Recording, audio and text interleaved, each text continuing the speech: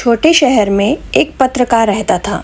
यह पत्रकार किसी भी खबर के लिए पीछे नहीं हटता था, चाहे वह सरकारी अस्पताल की लापरवाही हो, स्कूल में भ्रष्टाचार या सड़क निर्माण में गड़बड़ी। यह हमेशा सच्चाई खोजने में जुटा रहता। लोग इस पत्रकार की हिम्मत की तारीफ करते थे, लेकिन कुछ लोग उसकी रिपोर्ट से परेशान थे। उसे कई बार फोन पर धमकियां मिली, लेकिन उसने कभी भी डर दिखाया नहीं। उसका मानना था कि सच बोलना किसी भी कीमत पर बहुत ज़रूरी है। एक दिन इस पत्रकार ने शहर के एक बड़े सरकारी अस्पताल पर एक रिपोर्ट तैयार की। रिपोर्ट में अस्पताल की लापरवाही और मरीजों के साथ होने वाले अन्याय को दिखाया गया। उसने यह रिपोर्ट अपने चैनल पर अपलोड की। रिपोर्ट के तुरंत बाद इस पत्रकार ने महसूस किया कि कुछ लोग उसे निशाना बना रहे हैं। घर लौटते समय वह अचानक गायब हो गया।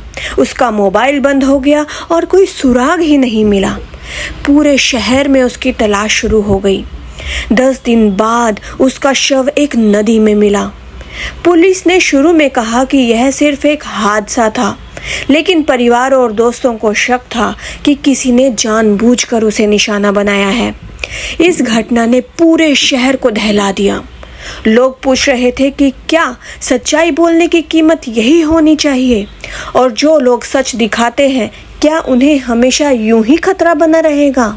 जी हाँ, आपने सही समझा। हम बात कर रहे हैं राजीव प्रताप की।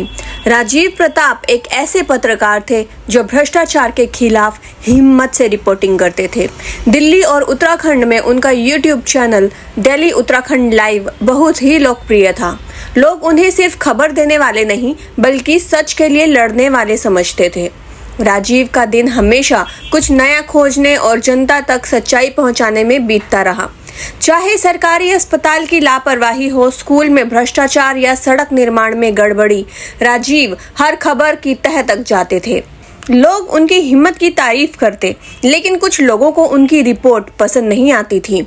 एक दिन राजीव ने उत्तराखंड के एक सरकारी अस्पताल पर एक रिपोर्ट तैयार की।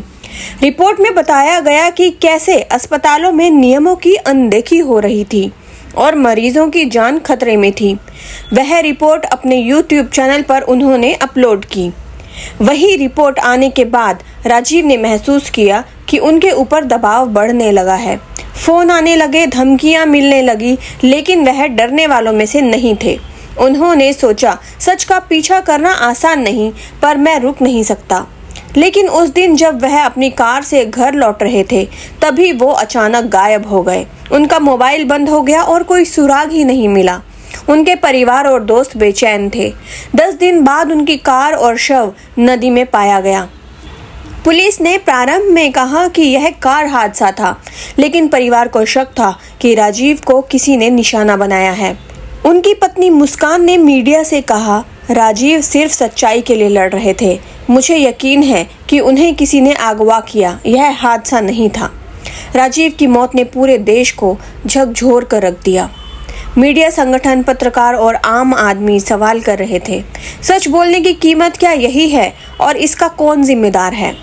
राजीव की कहानी हमें याद दिलाती है कि सच की राह हमेशा आसान नहीं होती, लेकिन वही लोग जो डर के आगे नहीं झुकते असली हीरो कहलाते हैं। ये यहाँ पर ऐसे ही रखी पड़ी हैं, तो इससे हमें अंदाज़ा आया था। तो हमने खिड़की से बाहर झांका, और खिड़की से जब हमने बाहर झांका तो हमें नज़ारा बाहर से ही दिख गया था।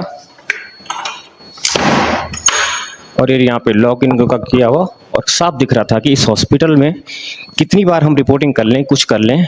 कल एक कमेंट आया था एक दर्शक के द्वारा, उसने कहा था